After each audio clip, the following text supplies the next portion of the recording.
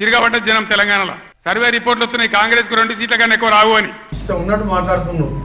నాకు డౌట్ ఏంటంటే ఆయనకు ఒక్క మెదక్ సీట్ వస్తుందని అనుకుంటు, కానీ అది కూడా వస్తలేదు. ఒక్క సీటు తెచ్చుకో కేసీఆర్ నీకు ఛాలెంజ్ చేస్తున్నాను. ఒక్క సీటు ఎన్ని డబ్బులు కుమ్మరించి వెంకటరామరెడ్డి పెట్టి 1000 కోట్లు పెట్టినా నువ్వు మెదక్ కూడా గెలుస్తలేవు.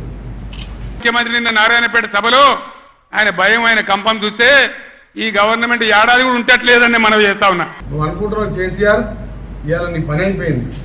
కాకపోతే ఏంటంటే నిన్ను చూస్తే జాలేసిపోతుంది, నీ కుటుంబాన్ని చూస్తే.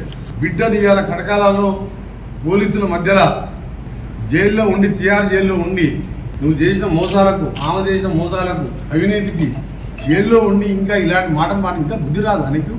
సొంత బిడ్డ జైల్లో ఉంటే ప్రాయశ్చిత్తం చేసుకుని ప్రజలకు క్షమాపణ చెప్పి, మోసం చేసినా, దళితుల ముఖ్యమంత్రిని మోసం చేసినా, నా బిడ్డ కొడుకు లక్షల కోట్లు దోచుకున్నాం క్షమించండి అని చెప్పి అనేది పోయి ఇవాళ మా పార్టీ గురించి మాట్లాడతావు. బిడ్డ నువ్వు నీ మోసం మాటలు, నీ దళితుల ముఖ్యమంత్రి అని నీకు అధికారం చెప్తే నాశనం చేసి ఇవాళ ఖమ్మం, నల్గొండ, మహబూబ్నగర్ జిల్లాలలో, కృష్ణా జిల్లాలో మొత్తం కూడా ఆంధ్రాకి తాకట్టు పెట్టి అలా మన జిల్లాకి చెందిన దళితుడు 3000 ఓట్లతో గెలిచాడు.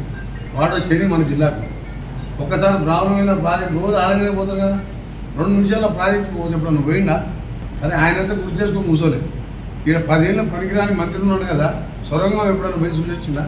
ఆ చిల్లరగాడు కూడా రోజు ఏదో మాట్లాడుతున్నాడు. ఎప్పుడైనా రైతుల గురించి మాట్లాడినా? ఇసుక అమ్ముకోవడం, షాబాద్లో 80 ఎకరాలు ఫామ్ హౌస్ కట్టుకోవడం, 1000 కోట్లు సంపాదించి తిన్నికి లేనోడు జగదీష్ రెడ్డి. ఇలాంటి వాళ్ళని పెట్టుకోవాలంటే కాంగ్రెస్ పార్టీ ఏడాదిలో పతనం అయింది.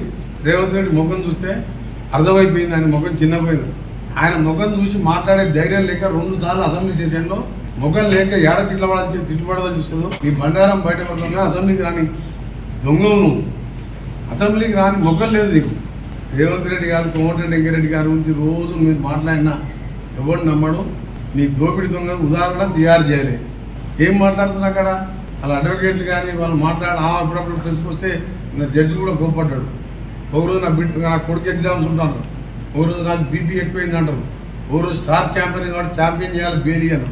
మొత్తం దోసుకున్నట్టు సూత్రధారి, పాత్రధారి ఆమె అని చెప్పినాక ఎట్లా సిక్కు వస్తలేదో అర్థమవుతుంది కేసీఆర్ గారికి. పబ్లిక్ అర్థం కాలేదా? బతుకమ్మ చాటలో మందు పార్టీలు అమ్ముకున్న వాళ్ళ పార్టీ కూడా ఓటేస్తారా? ఒక్క సీటు రాదు.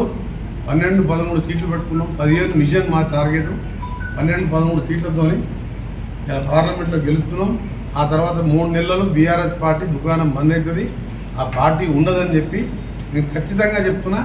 ఆయన అట్లా మాట్లాడుతుంది కాబట్టి వాళ్ళు ఏం కుట్ర చేస్తున్నా మాకు తెలిసిపోద్ది. మీ పార్టీని బొందబెట్టేది ఖాయం. నువ్వు చూసుకొని నువ్వు రేపటికెళ్ళి కోమటిరెడ్డి వెంకరెడ్డి ఏందో తెలుస్తుంది. రేవంత్ ఖచ్చితంగా బీజేపీకి పోతాడు.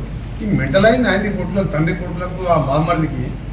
కొంచెం కూడా ఆ కవిత జైల్లోకి పోయేసరికి మెంటల్ అయింది. ఎట్లా 2 ఏళ్ళు బెయిల్ రాదు, మేము కూడా పోతాం ఫోన్ ట్యాపింగ్లా, కాళేశ్వరంలా, యాదాద్రిలా. మనోడు కూడా పోతాడు. మన జిల్లాలో కూడా అలా లోపలికి బెయిల్ వచ్చేది ఉన్నది. 50,000 కోట్లకు పెంచింది, దాన్ని 29,000 కోట్లకు నామినేషన్ మీద బిహెచ్ఎల్కి ఇచ్చింది. నీ క్యాండిడేట్లకే దిక్కు లేదు. ఆయన కంట సీట్లు వస్తాయంటే మాకు 1-2 వస్తాయంట. నవ్వొస్తుంది పొద్దున ఆయన స్టేట్మెంట్ చూస్తుంది. మళ్ళీ కాంగ్రెస్ పార్టీ గురించి మాట ఎత్తే మర్యాద దక్కదని చెప్పి సీరియస్గా వార్నింగ్ ఇస్తున్నాం. నువ్వు ముసలాయన కట్టపట్టుకొని వేటాడలేదు, వెంటాడలేదు. నీ దుకాణంగా బంద్ అయింది. అందుకని మరొకసారి తీవ్రంగా ఖండిస్తున్నాం. ఇలాంటి మాటలు ప్రజాస్వామ్యంలో మంచి పద్ధతి కాదు. ఇలా మా కార్యకర్తలు ఉరికించుకోవడం మిమ్మల్ని కొడతాం. జాగ్రత్త.